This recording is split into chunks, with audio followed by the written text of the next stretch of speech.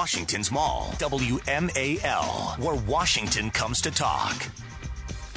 It is the Saturday Morning Update. I'm Rick Fowler. It's good to have you along with us this morning. And we hear so much about student debt and young people getting out of college. They've invested hundreds of thousands of dollars in some cases in an education, and they can't find a job.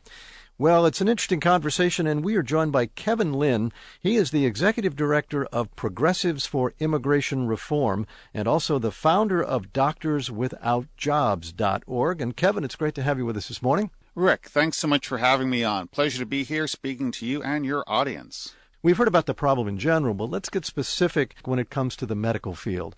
You have a student goes through undergrad, graduate school, gets out. What's the next step in becoming a doctor? Well, that's what we created Doctors Without Jobs to ascertain. We realize that there is a problem. Now, most people think you graduate from a good medical school, like Georgetown, for instance, you'll pass your residency, you'll get your license, and you'll practice as a physician. But that's not always the case. Typically, 6% of graduates of U.S. medical schools, these are fine medical colleges here in the United States. I'm not talking, the schools in the Caribbean or Bahamas. They're fine schools, but I'm talking here in the United States that do not get residencies. And the reason this is important, Rick, is if as a doctor you don't get a residency, you will not get a license to practice medicine. Without that license, you can't work as a physician. And right now, about 6%, and that represents a little over 1,000 medical school graduates, do not get residencies. Now, is this a problem that they're just not the positions available? Oh, we have an amazing shortage of physicians here. Let's just talk about the macro need. In 2017, the Association of American Medical Colleges did a survey and found that we have a shortage of 21,800 doctors. That shortage is projected to climb to 121,000 by the year 2030. And interesting enough, in the next 3 years, in another survey from last year, 17% of physicians stated they were looking to retire in the next 3 years. So we need these doctors, and the residency positions are available, because one of the big issues, Rick, is there are 1,000 that don't get residencies that graduate from U.S. medical schools, but there are 3,700 foreign-trained physicians that do get residencies at U.S. teaching hospitals. So we have 1,000 American students who cannot get into a residency program because we have 3,700 foreign-trained medical students who are getting those positions? Yeah, we're here to ask the question, how is this being done? The big issue is, aside of us needing doctors here in the United States, someone who goes to medical school here in America could probably graduates with about $250,000 of debt. They don't have a plan B. It's not like they can go and get a teaching certificate and teach biology. They have a huge debt to service. And with interest, these things could rise to $300,000, $400,000 if they don't get serviced. There are ways, and we can talk about that later, that we things that we should be doing to help these physicians, these doctors that graduate and don't get a residency. But the problem is we are here to investigate why 1,000 U.S. graduates don't, yet 3,700 foreign-trained physicians do. And Americans pay, those residencies are funded out of tax dollars, out of Medicaid funds. So I would imagine you have a political minefield you're dealing with, because if you are trying to put American students ahead of foreign-trained students, then you're accused of being anti-immigrant or anti-diversity.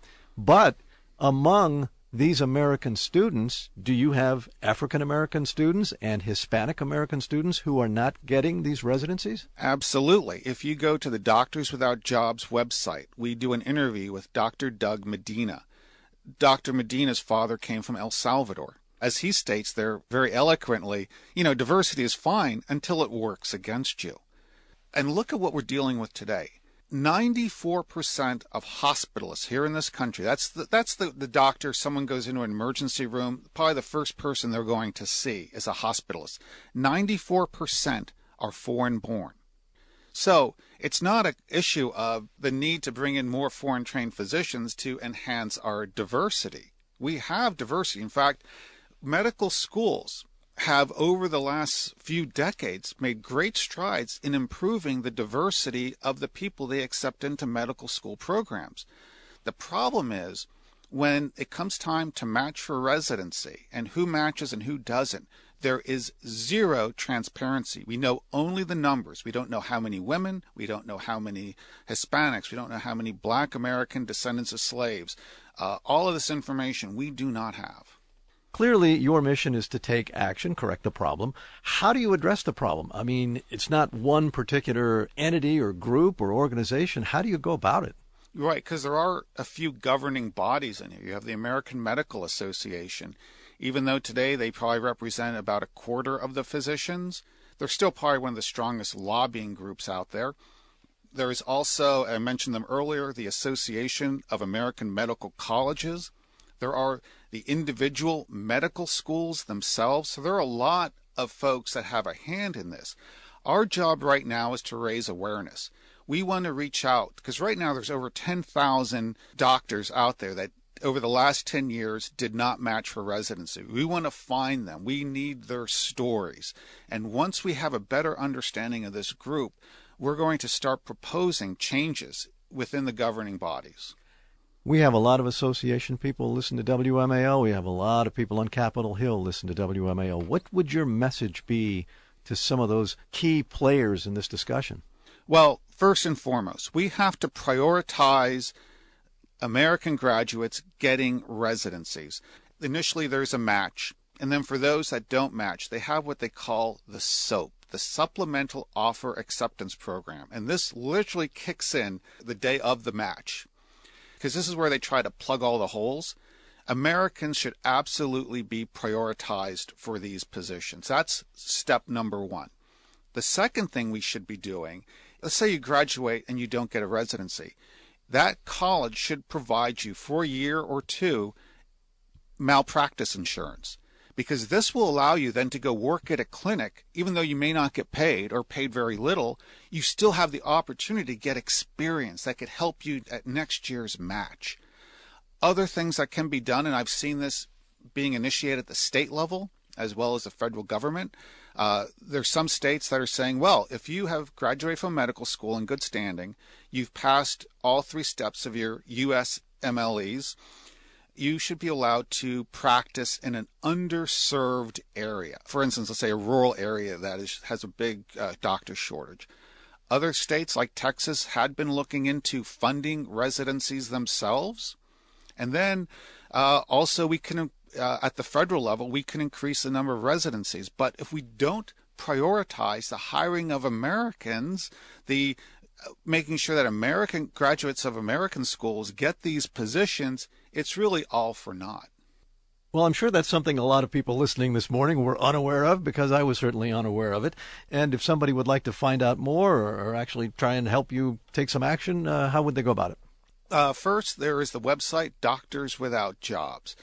We have a couple surveys people can fill out. Ideally, if you're a graduate and you didn't match, we want to hear you, learn your story. Because what we need to do, ultimately, everything requires a political solution. And to do that, we need constituents out there reaching out to their legislators in Congress, in the Senate, as well as in the state houses. So we're looking to build a movement. So please go to doctorswithoutjobs.org, sign up.